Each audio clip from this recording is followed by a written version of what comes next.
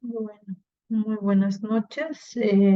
Como les había indicado, voy a realizar la explicación de la redacción de un contrato, habiendo concluido con la descripción de los requisitos para la constitución del mismo.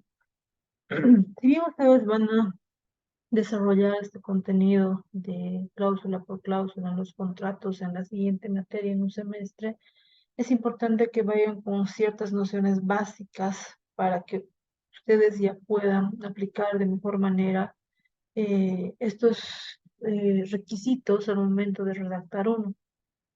Si bien el formato que establece la redacción de los contratos es muy particular de cada una persona, cada uno de ustedes va a encontrar su propio formato, pero yo manejo un estilo que considero que reúne los requisitos establecidos para poder eh, estar lo más claro posible en cuanto a la descripción de los contenidos que nosotros queremos reflejar con las partes contratantes principalmente, ¿no es cierto? Les había pedido también, de igual manera, redactar, y justamente por eso surge este video explicativo, un documento con arras, ¿no? Por temas de tiempo, porque las clases realmente se nos hacen muy cortas, todavía no hemos llegado al tema de las arras, están establecidas como una forma también de establecer una cierta garantía o inclusive una sanción al momento de redactar un contrato. Si bien, por ejemplo, suscribimos un documento de compromiso de compra-venta, por ejemplo, de una casa, al momento de desistir de esta compra del inmueble, generamos un perjuicio a una o ambas partes. Si yo, por ejemplo, quiero comprar una casa para poder vivir y estoy dejando un anticrético, por ejemplo, ¿no? Para irme a mi casita, y resulta que tengo 30 días específicamente. Y el señor dueño de casa me dice, le voy a entregar los papeles en 30 días y usted puede tomar posesión en 30 días. Yo ya devuelvo el dinero, quedo la fecha de desalojo, mi casero consigue otra, otro inquilino, entonces yo ya tengo que salir en 30 días sí o sí. Y resulta que mi vendedor de casa al final me dice, no, que no me va a vender, que porque ha recibido una mejor oferta. Y entonces, en ese caso, yo he quedado sin un lugar donde vivir y si voy a irme, va a tener que ser un alquiler provisional o quizás otro anticrisis por un plazo de igual manera de 1 o 2 años, ¿no es cierto? Entonces, como una forma de garantizar y por dar seriedad al contrato, el Código Civil establece las arras. Hay dos tipos de arras que están previstas en este código, que son la seña o las arras confirmatorias y las arras penitenciales. Estas arras no son nada más que el dinero que se da en adelanto, ¿no? En este caso, el 537 nos dice una suma de dinero o puede ser también cosas fungibles, algo que se puede cambiar por otro objeto de la misma especie, por ejemplo, ¿no? Te doy un quintal de papas por otro quintal de papas. Entonces, en este caso, estas arras confirmatorias son sumas de dinero, cosas fungibles, que se entregan por uno de los contratantes al otro. Es esa seña, por eso dice seña o arras confirmatorias. Yo voy a comprar la casa en $100,000, pero le voy a dar un adelanto de 20,000, por ejemplo, ¿no es cierto? Será imputada en caso de cumplimiento a la prestación de vida o de vuelta. Si, por ejemplo, en este caso hipotético de la casa, le da un adelanto de 20,000 y el restante 80,000 tengo que pagar en 30 días. Entonces, en este caso llegan los 30 días y yo completo el dinero faltante, 80,000. A eso se refiere que va a ser imputada a la prestación de vida de vuelta. Entonces, en este caso, no voy a perder ese dinero. ¿Por qué? Porque yo estoy cumpliendo. Dice, en caso de cumplimiento de contrato, hay un cumplimiento, ¿no? Yo estoy honrando ese compromiso que he obtenido. Entonces, este dinero, dice, será imputado, vamos a poner así por colores, a la prestación de vida, si no existe otra. Por ejemplo, pueden establecer en caso de transcurrir los 30 días y que el comprador cumpla con la obligación, se devolverá estos 20.000 otorgados en seña. Es decir, yo en 30 días tendría que llevar los $100.000 y me devuelven los 20.000. Es como una garantía realmente este adelanto, valga el término, que se da en una determinada obligación, en un compromiso. Ahora, el problema surge cuando una de las partes no cumple. Si una de las partes no cumple, la otra puede rescindir el contrato. Entonces, en este caso, el señor me ha esperado los 30 días para que yo complete los 80.000 restantes, pero después del tiempo resulta que yo no voy a cumplir. Entonces, ¿qué le queda al señor? No me va a poder esperar durante todo el tiempo que yo quiero, entonces va a rescindir el contrato, es decir, va a dejar sin efecto, reteniendo las arras que recibió. Entonces, en este caso, como yo le he dado una seña de $20.000, no estoy cumpliendo el restante 80.000 en el plazo establecido, este señor que me está vendiendo su casa se va a quedar con mis 20.000. Por eso dice reteniendo el que las recibió. O por ejemplo, pasa, ¿no? Yo tengo en 30 días que tomar posesión de la casa. En el día 30 yo voy con mis $80.000. Aquí está, señor, los 80.000 que faltan.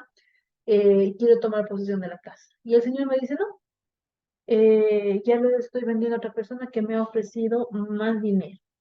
Entonces, en este caso, el señor que se ha comprometido a venderme el inmueble no me puede devolver simplemente el dinero, toma tus 20.000 y listo. Si no, dice la misma ley que tiene que devolver el doble, exigiendo la devolución. El señor me dice, tome esos $20.000. Como el documento está con arras, yo le puedo recibir esos 20.000, le puedo firmar el recibito y todo lo demás, pero me voy a ir al juzgado y voy a decir, señor juez, me ha dado 20.000, pero la ley dice que me tiene que devolver el doble por los daños y perjuicios que yo he obtenido ante este incumplimiento del contrato, ¿no es cierto? Entonces yo voy a exigir que me pague el doble de las arras, a menos que prefiera exigir el cumplimiento o la resolución del contrato y el resarcimiento del daño. Otra opción que yo tengo, por ejemplo, ante este incumplimiento, yo le he dado las arras a esta persona, en calidad de adelanto, los $20.000, pero yo no quiero que me devuelva. Entonces, en este caso, yo voy a exigir el cumplimiento. Yo quiero que me entregue la casa porque me ha gustado, porque mis hijos ya están inscritos, porque, no sé, me he enamorado rapidito de la casa y todo lo demás, ¿no es cierto? Entonces, puede plantear la resolución del contrato por incumplimiento. Y cuando hay una resolución de contrato, generalmente conlleva el resarcimiento de daños y perjuicios. Y aquí activamos lo que es el lucro cesante y el daño emergente, ¿no es cierto? Entonces tiene esas opciones. O retiene, por ejemplo, el que las recibió, exige la devolución el que dio las arras, o puede pedir el cumplimiento del contrato. Resolución del contrato, perdón, por incumplimiento. Ahora, otro tipo de arras son las arras penitenciales. Estas arras penitenciales se dan cuando hay un derecho recíproco de las partes a rescindir el contrato. A diferencia del anterior arras, por ejemplo, aquí no hay un compromiso de que cualquiera pueda rescindir. El rescindir el contrato es dejar sin efecto, ¿no? El mismo decir, a ver, ¿sabes qué? Te cuento que ya no voy a poder ser tu abogado porque estoy viajando. Entonces, teníamos un contrato, teníamos un compromiso, pero lo estoy rescindiendo, ¿no es cierto? Esta rescisión del contrato puede ser inclusive de manera voluntaria por ambas partes. Por eso dice, estas arras penitenciales cuando en el contrato de arras se hubiera reservado el derecho recíproco de las partes a rescindir. Las partes de común acuerdo deciden otorgar la facultad de rescindir el contrato en cualquier momento. ¿Bajo qué circunstancias? Por A, por B, por C. Pueden especificar cuáles pueden ser estas circunstancias. Lo que normalmente vemos en un contrato es que dicen, te estamos contratando para prestar servicios, pero la institución se reserva el derecho de rescindir. En ese caso, la empresa simplemente tiene esa facultad de rescindir. Sin embargo, aquí tiene que existir un reconocimiento de esta facultad de manera recíproca. Tanto el comprador como el vendedor pueden dar por concluido el contrato. Entonces, en este caso, el que dio las arras Si lo rescindiere, perderá este monto en beneficio del otro contratante. Entonces, yo estoy haciendo uso de mi derecho a rescindir el contrato, pero como estoy haciendo uso de ese derecho de manera unilateral, voy a perder esos 20.000 que yo he dado. Por ejemplo, estoy retomando el ejemplo de la casa, hemos puesto arras penitenciales. Y yo voy a poner, por ejemplo, le voy a dar la seña de 80.000, digo de $20.000, y llegado el momento, al día 20 consigo una casa más barata, más cómoda. Entonces le digo, ¿sabe qué, señor? Ya no quiero la casa. Y ya encontrado una mejor opción, o finalmente no doy explicaciones. En este caso yo voy a perder esos 20.000 porque yo de manera voluntaria estoy incumpliendo, estoy decidiendo rescindir, dar por finalizado el contrato. Si, por ejemplo, el comprador, por ejemplo, dice, antes de lo que se cumpla los 30 días de plazo que hemos establecido, el día 20 me dice, ¿sabes qué? Te cuento que ya no te voy a poder vender la casa. ¿Pero por qué? Por X o Z motivo. Entonces, en este caso, ya no va a haber simplemente la devolución de las arras que ha recibido, sino va a ser una devolución en el doble, ¿no? Entonces, básicamente la diferencia entre las arras confirmatorias y las arras penitenciales es que las arras confirmatorias se ejecutan, digamos, ante el incumplimiento o el cumplimiento perdón, en el cumplimiento del contrato, esas arras se computan como pago previo, ¿no? O una seña. Pero cuando hay un incumplimiento de este contrato, ya podemos pedir las arras en el doble o retener las arras cuando hemos recibido las mismas. En cambio, en las arras penitenciales, ambos de manera voluntaria dicen, cada uno puede rescindir de manera unilateral y ahí es donde se activa, ¿no? Cuando uno de ellos ejerce este derecho a rescindir el contrato. Entonces, lo que ustedes tienen que hacer es describir un poquito cuánto es el monto que se está otorgando en arras y qué va a pasar en caso de que uno de los dos incumpla o resuelva. Ya eso tiene que estar en la cláusula. Ahora, respecto de el contrato como tal, tenemos que tomar en consideración que hay una diferenciación entre un documento público y un documento privado, como ustedes ya lo han investigado. El documento público es el que reviste de esas formalidades exigidas por ley, ¿no? En este caso, mediante el notario de fe pública. ¿Cuál va a ser la diferencia en la redacción? Si nosotros estamos redactando un documento privado, directamente ponemos el título documento privado. Vamos a trabajar de las dos maneras, vamos a tratar de diferenciar por colores para que se pueda entender. Pero cuando estamos haciendo eh, una minuta, que así se llama, para poder ser elevada a la categoría de instrumento público, podemos poner minuta o podemos poner directamente el título del notario, señor notario de fe pública, directamente. Aquí también podemos poner el documento privado de préstamo de dineros o documento privado. Como les digo, el formato lo van a decidir ustedes en el ejercicio de la profesión. Entonces, he puesto eh, al encabezado. Ahora corresponde empezar la redacción. Documento privado de préstamo de dinero. Suscrito al tenor de las siguientes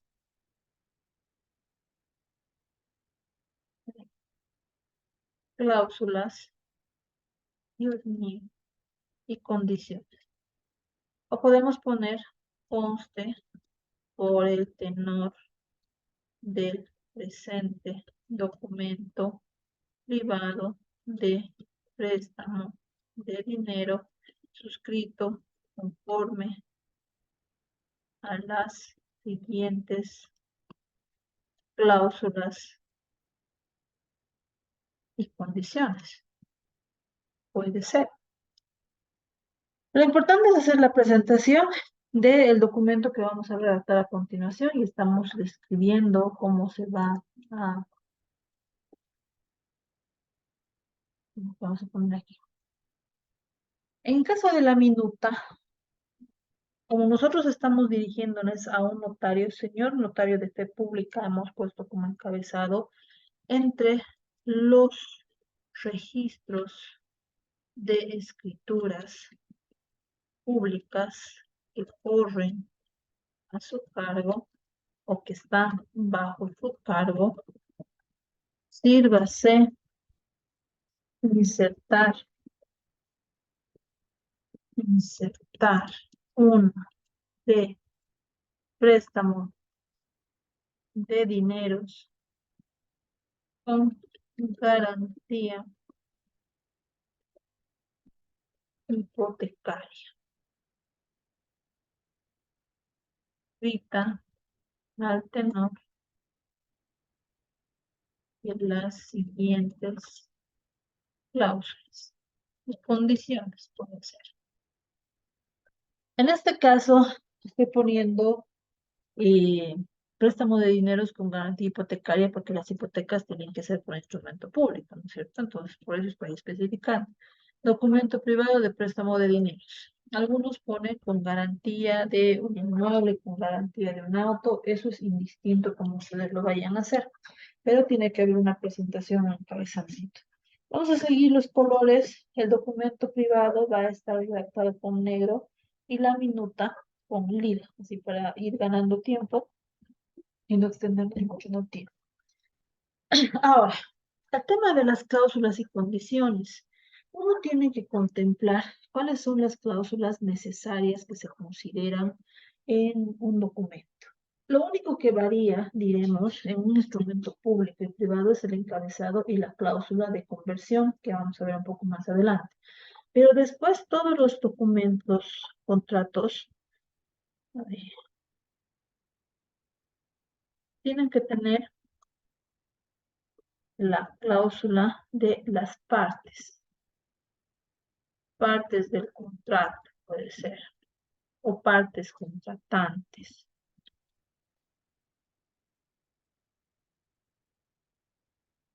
Yo pongo primero, puede ser cláusula media. Vamos a poner así. Segundo, puede ser cláusula tercera, cuarta cláusula. Entonces, el formato, como les digo, depende mucho de ustedes. Ahora, en la cláusula primera se pone la presentación de las partes, quienes conforman la parte y demás. En los segundos puede ser antecedentes, breve descripción de por qué se está dando esta situación de préstamo de dinero, por ejemplo, con garantía hipotecaria, o puede ser, por ejemplo, del derecho tributario, si estamos vendiendo una casa, por ejemplo, ¿cierto? Entonces aquí, o antecedentes. En algunos casos no hay antecedentes cuando no amerita una descripción. Por ejemplo, en el caso de préstamo de dineros no va a haber antecedentes como tal, porque no es necesario describir, por ejemplo, la señora Silvia Crespo se dedica al préstamo de dinero. Entonces el presidente va a prestar dinero al señor Juan Pérez. No es necesario. Pero en cuanto a los antecedentes de un inmueble, por ejemplo, sí tenemos que describir el derecho propietario y todo lo demás. Generalmente en la cláusula tercera es donde se describe el objeto del contrato.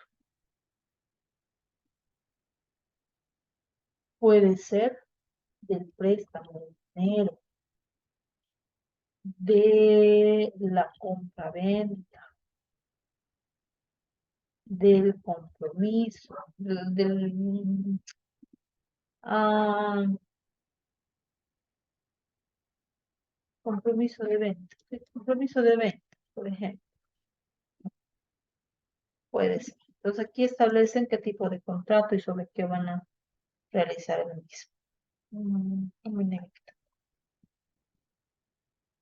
Todo el contrato, préstamo. Y ya.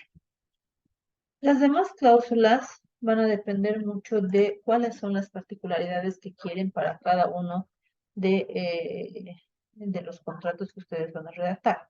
Vamos a continuar con el mismo ejemplo del préstamo de dinero. Entonces, partes contratantes. Cuando estamos escribiendo, o redactando, mejor dicho, una minuta, como estamos dirigiéndonos a un notario, ponemos antes de la redacción de cualquiera de las cláusulas, dirá usted que, ¿no? Forman parte del presente documento, contrato.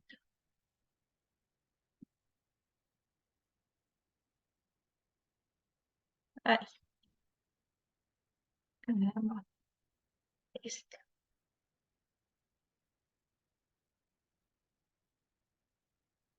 Entonces, este va a ser la redacción para nuestro documento, nuestra minuta. Cuando es un documento privado, ponemos simplemente forman parte, conforman al documento, partes y todo lo demás. Entonces aquí ponemos número 1, Juan Pérez, generales de ley. Generalmente en los contratos al final se pone una denominación. Quien en adelante y para fines del presente documento se denominará el acreedor. En este caso estamos trabajando sobre un documento de un préstamo de dinero. Entonces, lo siguiente sería la otra parte. Juan Pérez, el deudor. Podemos manejar de esta manera, que para fines del presente se denominará. Estamos diciendo que don Juan Pérez de ahora en adelante va a ser denominado acreedor. Y don Juan Pérez II va a ser denominado el deudor, ¿no? Para no estar escribiendo Juan Pérez, Juan Pérez, Juan Pérez, Juan Pérez en todo lado. Entonces, en los antecedentes puede ser del derecho propietario, en préstamos no es necesario. Entonces, aquí como es al notario, por ejemplo, dirá usted que el vendedor es legítimo propietario de un bien inmueble, escriben, ubicado en tal lugar cuya tradición es como sigue. En las minutas, lo que se acostumbra a hacer es describir, por ejemplo, los registros de derechos reales. Asiento a uno, registrado a nombre de Juana Pérez. En esos antecedentes, si es que estamos haciendo un acuerdo transaccional, por ejemplo, para el desistimiento, porque sigue el mismo formato para el contrato, decimos, a ver, señor notario de fe pública, el señor Perico de los Palotes está siendo procesado por el delito de estafa en la fiscalía número tantos, de tal ciudad, número tantos, por la presunta comisión del delito de estafa. Describimos la situación que es relevante para el contrato. Y en la tercera cláusula, el objeto. Entonces, en este caso, describimos para qué estamos haciendo el contrato. Al presente, el acreedor de su libre y espontánea voluntad. Y aquí entra lo del consentimiento, ¿no es cierto? Tiene que ser de manera voluntaria y expresamente y sin que exista, medie, se produzca, puede ser vicio alguno de consentimiento, sea de error, dolo o violencia. Entonces aquí podemos especificar, por ejemplo, inclusive los tipos de vicios del consentimiento. Eso tiene que estar muy claro para que el día de mañana digan, no, yo no sabía. Entonces, en este caso decimos el presente, el acreedor de su libre y espontánea voluntad, sin que medie error, dolo o violencia, otorga en calidad de préstamo de dineros con garantía hipotecaria la suma de bolivianos 50 a favor del deudor. Ah, recibiendo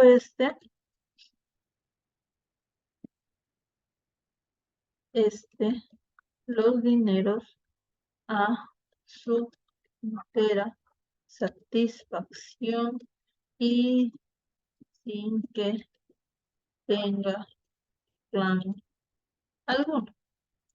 Lo mismo pasa en las compras-ventas, por ejemplo. Al presente, el vendedor de su libre y espontánea voluntad otorga en calidad de venta, perdón, y enajenación perpetua el inmueble descrito en la cláusula segunda. Hemos descrito, ¿no? Los asientos y todo lo demás, descrito en la cláusula segunda a favor del comprador, por la suma libremente convenida de 100 pesos. Pues aquí estamos describiendo que se está haciendo la venta.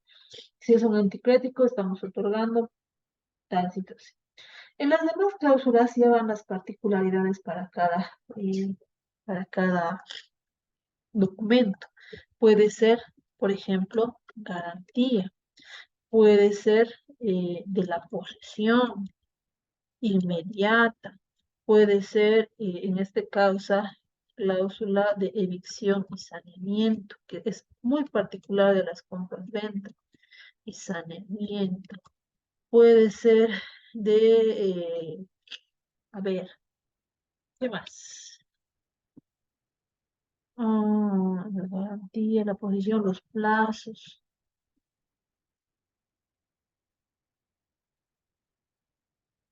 Estas cláusulas van a depender mucho de los contenidos que nosotros queramos reflejar en el documento. Hay documentos de préstamo de dineros con tres cláusulas. Las partes en la segunda cláusula ponen el presente presta 50.000 con garantía o sin garantía o con garantía personal por el plazo de 30 días con el interés de tanto. Entonces aquí en este caso el deudor de manera libre y voluntaria otorga en calidad de garantía hipotecaria el inmueble tanto.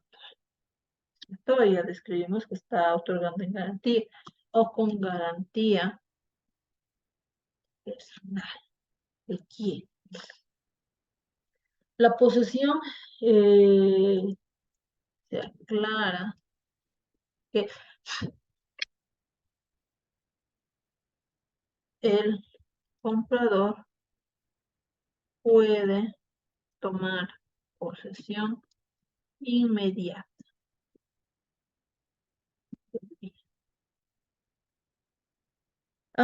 La visión y saneamiento.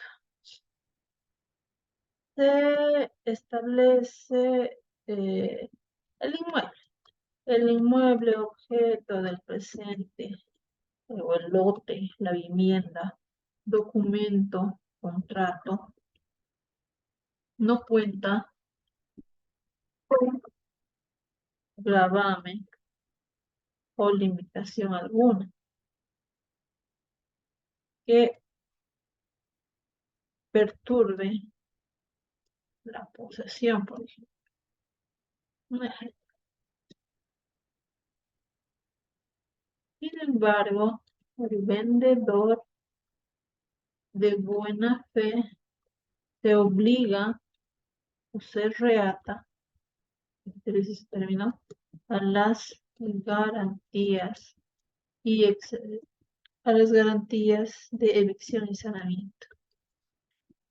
Evicción, ay, perdón por el y saneamiento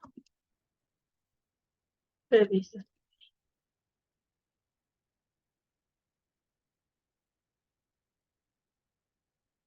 Sí va a haber pago a plazos, etcétera. Ahora, todas las cláusulas son las mismas en documento público o documento privado, lo único que varía es la presentación. Este dirá usted. Este dirá usted va a ir en todas las cláusulas. Dirá usted que, aquí por ejemplo, dirá usted que, como les decía, y garantía dirá usted que otorga, ¿no es cierto? Generalmente se pone cláusula por cláusula, entonces es minuta, tiene que ponerla ahí.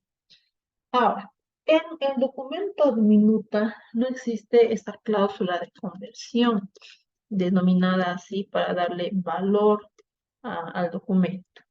El, em, en la minuta, el abogado lo lleva directamente al notario, el notario lo protocoliza y nos da un testimonio.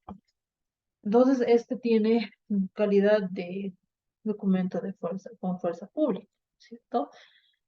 Sin embargo, las minutas, si bien tienen el valor correspondiente, pero puede darse situaciones en las que por X o Z motivo no hayan firmado al momento de suscribir el documento. Entonces, contemplamos esa posibilidad mediante esta cláusula de conversión. En caso de que el presente documento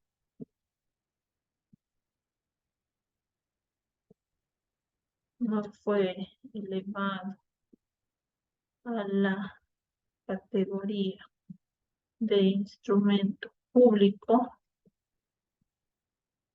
será, en caso de que el presente documento no fuera elevado a la categoría, surtirá efectos de documento privado a solo reconocimiento de firmas ante autoridad competente. Esta autoridad competente es muy importante porque si ponemos el notario, no se olviden que el notario trabaja por rogación. Entonces, si no hay petición de las partes, si no hay voluntariedad, no hay resultados. Entonces, en este caso, cuando ponemos autoridad competente, nos abre la posibilidad de que lo emplacemos en el juzgado y él pueda responder, ya sea de manera positiva, tal vez negativa, pero ya hay esa posibilidad de acudir a la vía judicial inclusive. Entonces, en este caso, esta cláusula nos ayuda a que aquella minuta, por ejemplo, que no haya sido elevada a la categoría de instrumento público, pónganse, obviamente en aquellos casos en los que no exigen necesariamente la publicidad. Si bien un documento de compra-venta, por ejemplo, no exige esta publicidad como tal, pero ya en la práctica sabemos que para vender tiene que estar registrado y todo lo demás. Entonces, en este caso,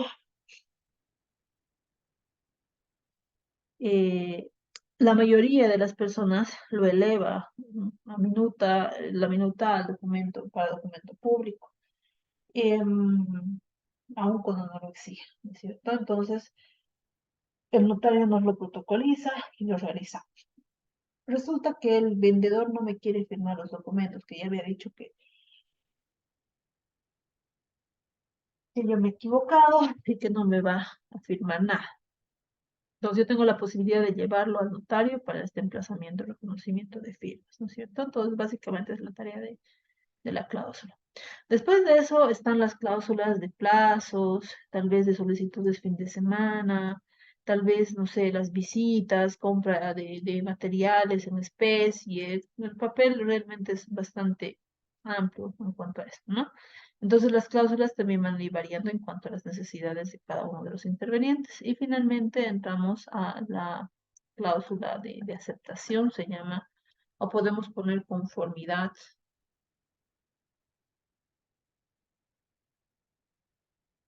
Aceptación, conformidad.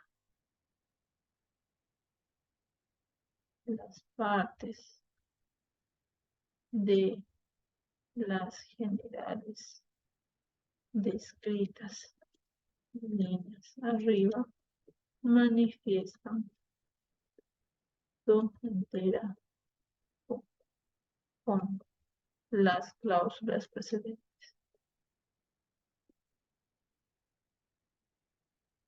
Y lugar y fecha. En este caso, no es necesario que hagan una redacción bastante amplia, ¿no?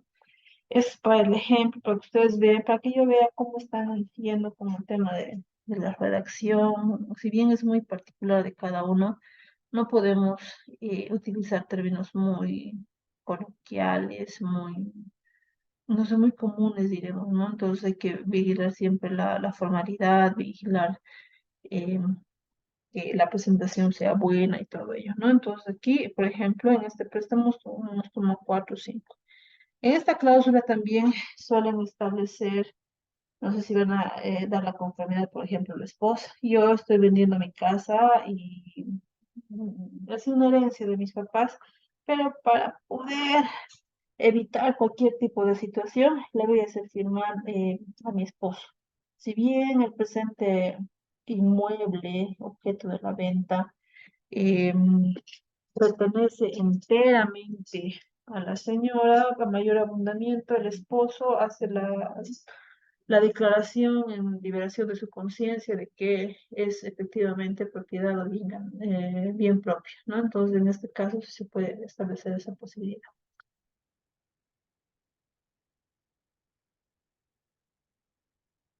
Básicamente eso. En los documentos de préstamo de dineros, por ejemplo, acostumbran criminalizar últimamente, porque bajo el principio de la última ratio, no podemos denunciar de manera inmediata el incumplimiento de un contrato, por ejemplo, la devolución de dinero. Si no me devuelve, estafa, no corresponde de esa manera la comisión de delitos y la denuncia.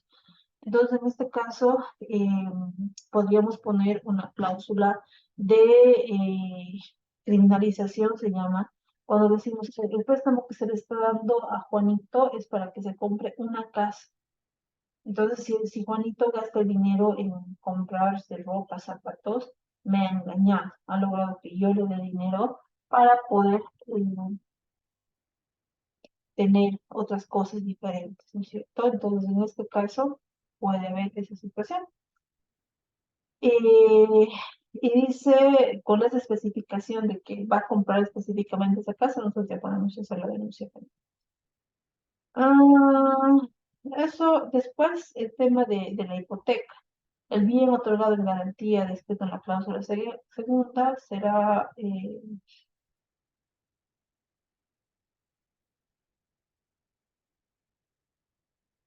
una descripción un poco más breve de cuál es la condición en la que se va a desarrollar eso, ¿no?